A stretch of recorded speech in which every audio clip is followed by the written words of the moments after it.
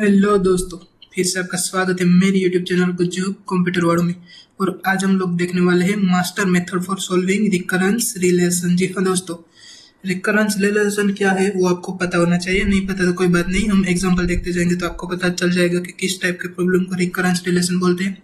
उसको हमें सॉल्व करना है मास्टर मेथड की मदद से। और भी काफ़ी सारी मेथड है, जैसे कि ट्री वाली मेथड है, फिर इक्वेशन वाली मेथड है, फिर है चेंज ऑफ वेरिएबल मेथड। लेकिन आज हम लोग देखने वाले हैं मास्टर मेथड।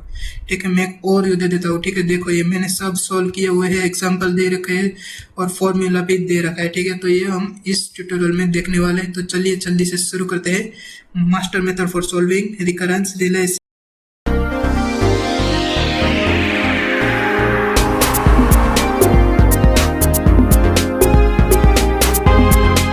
और एक बात आपको बता दो दोस्तों कि इस पीडीएफ की लिंक मैंने नीचे डिस्क्रिप्शन बॉक्स में दे रखी है, वहां से आप ये पीडीएफ चाहिए तो प्रैक्टिस के लिए डाउनलोड कर सकते हो। ठीक है, तो हमारा पहला स्टेप क्या होना चाहिए, तो कि मास्टर थ्योरम क्या है। तो कि ये आपके सामने एक रिकरेंस रिलेशन दिया हुआ है। ठीक है, मैं पॉइंटर चला लेता हूँ ताकि आपको पता चल सके।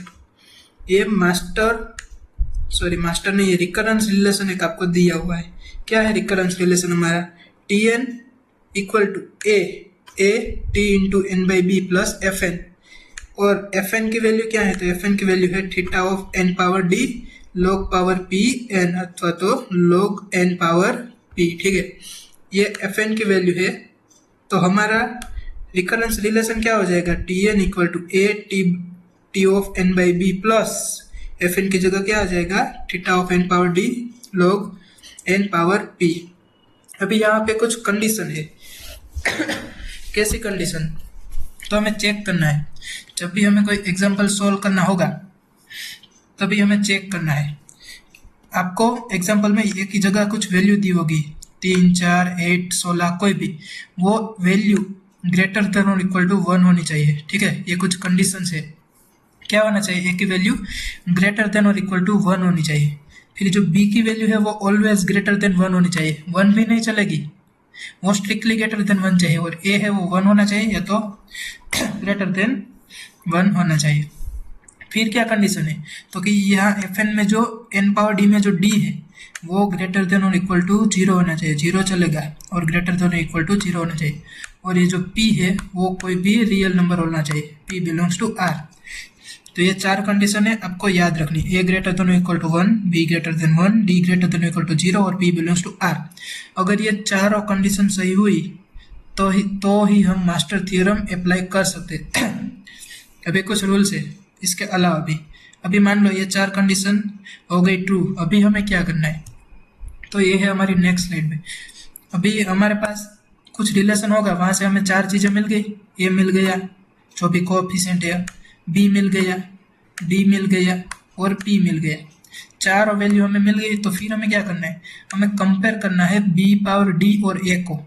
कौन सी वैल्यू को कंपेयर करना है?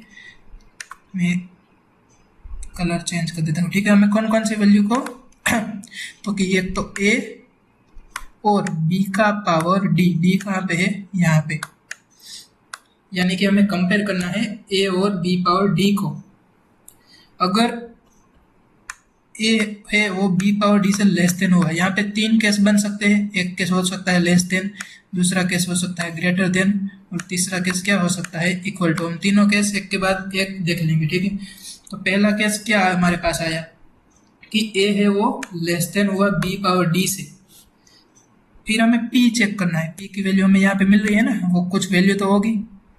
अगर यहाँ पे कुछ वैल्यू नहीं होगी, यानी कि लॉग वाला टर्म होगा ही नहीं, तो पी की वैल्यू क्या हो जाएगी? 0, यानी कि लॉग पावर 0 हो जाएगा 1। ठीक है, यानी कि मैं क्या कह रहा हूँ कि पी की कोई तो वैल्यू होगी, कुछ नहीं है तो 0 होगी।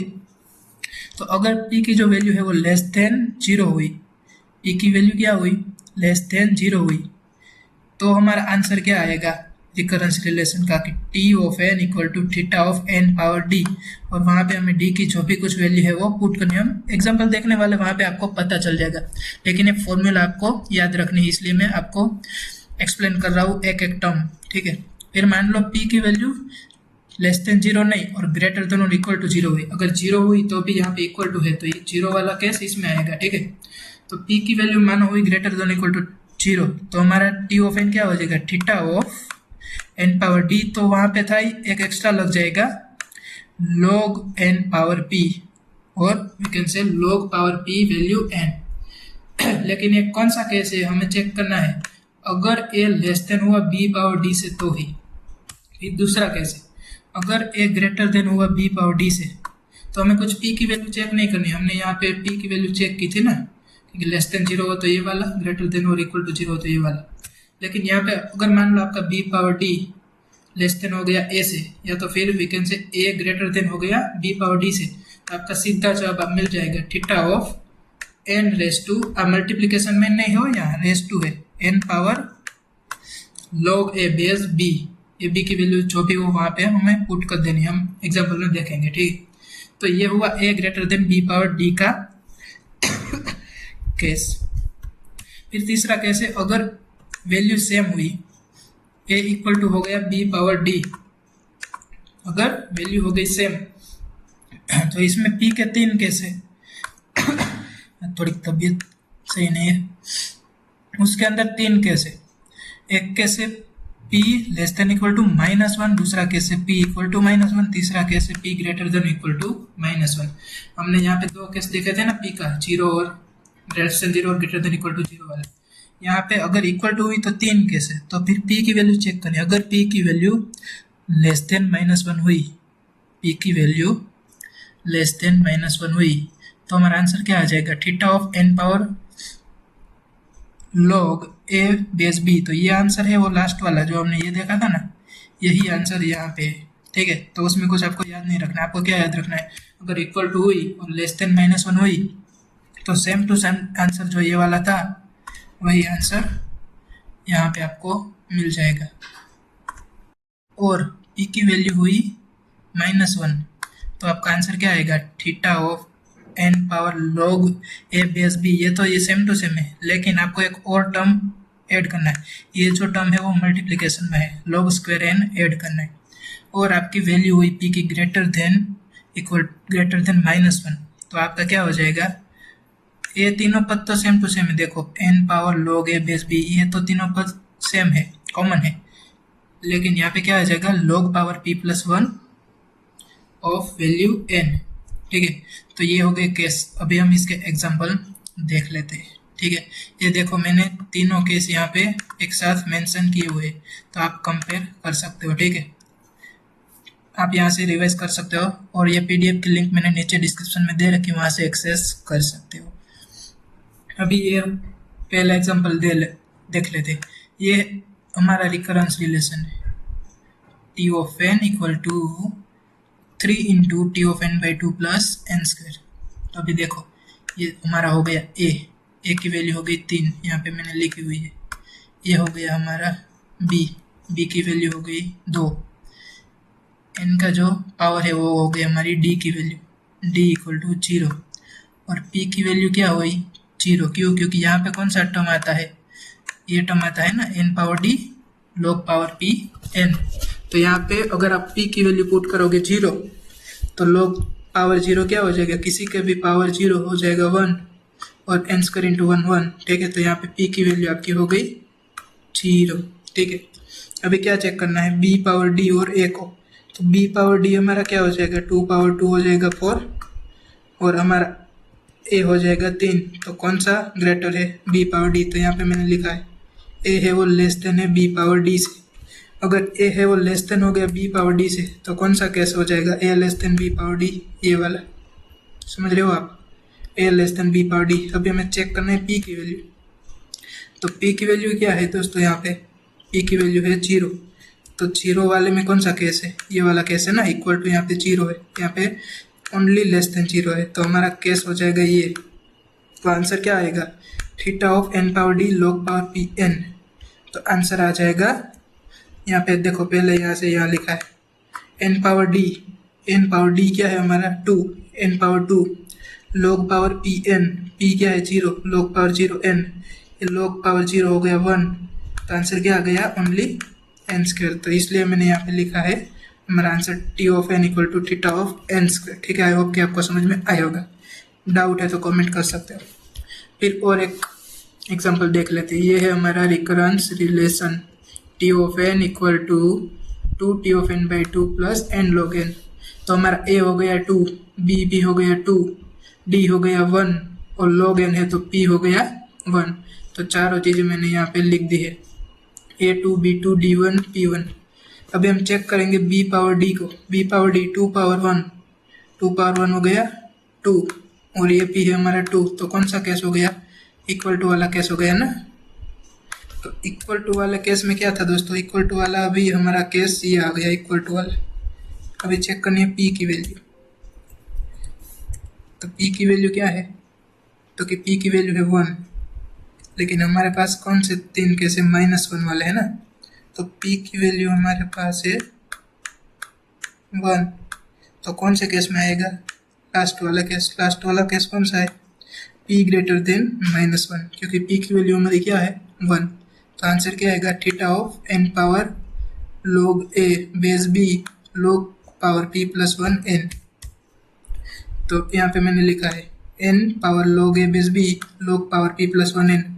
तो n पावर log a 2 है, बेस b भी 2 है, और log रेस टू p क्या है?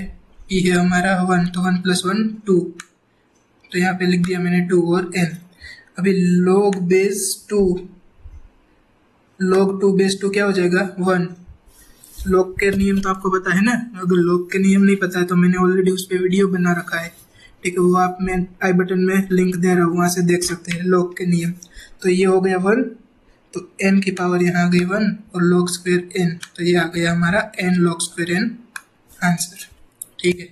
फिर है तीसरा एग्जाम्पल, उसमें रिकरेंस रिलेशन क्या है?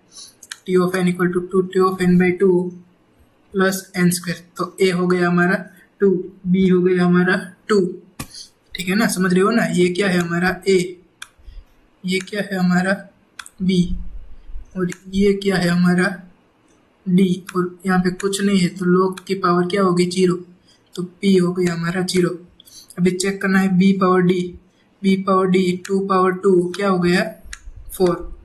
कंपेयर करना है a से, तो b पावर d क्या हुआ? ग्रेटर, यानी कि a हुआ लेस, तो a less than b power d, पहला वाला केस। और p है हमारा 0, तो कौन से केस में आएगा?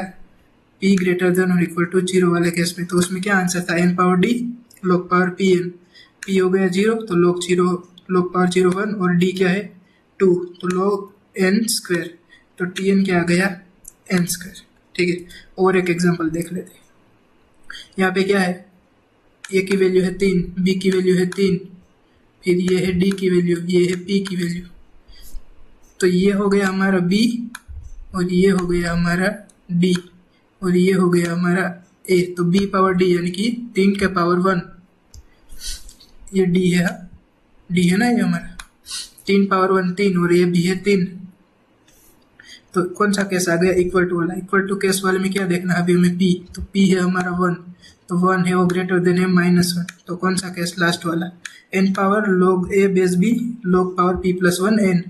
तो ये a की वैल्यू 3, b की वैल्यू भी 3, तो log 3 क्या हो गए? 1। तो यहाँ पे बच गया n और p प्लस 1, p क्या है? 1, 1 + 1 2, तो यहाँ पे आ गया log स्क्वायर n। तो दोस्तों ये 4 एग्जाम्पल थे recurrence relation using master method, ठीक है। और एक एग्जाम्पल जो देखो, इसमें क्या है? अगर मान लो आपके पास ऐसा कुछ एग्जाम्पल आ गया, तो ये हो गई a की वैल्यू √n और ये हो गई b की वैल्यू। ऐसा कुछ हम कर सकते हैं? नहीं नहीं नहीं नहीं, क्यों? क्योंकि देखो हमें क्या याद रखना है, हमारे पास ऐसा रिलेशन होना चाहिए t ऑफ n/b, और हमारे लास्ट वाले में क्या है? यहाँ पे स्क्वायर रूट है, तो ये नहीं चलेगा, ठीक है। यहाँ पे देखो स्क्वायर रूट है ना, तो ये नहीं चलेगा, इसलिए मैंने लिखा है यहाँ पे for this type of recurrence relation master method will not applicable to solve this type of relation.